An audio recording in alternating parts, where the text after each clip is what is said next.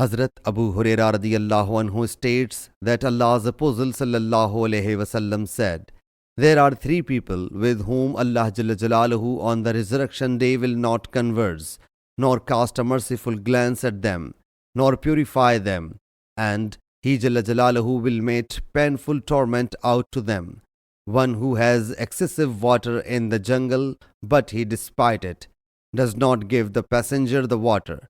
The second, who sells anything after the Asr swearing to Allah Jalla Jalaluhu that he has purchased this product for such and such price, and the customer considers him true, whereas it was not a fact. The third one, who swears an allegiance to a ruler for the sake of worldly wealth. If he acquires the wealth, obeys him, but if he does not procure anything, does not obey him." Sahih Muslim Hadees number 293.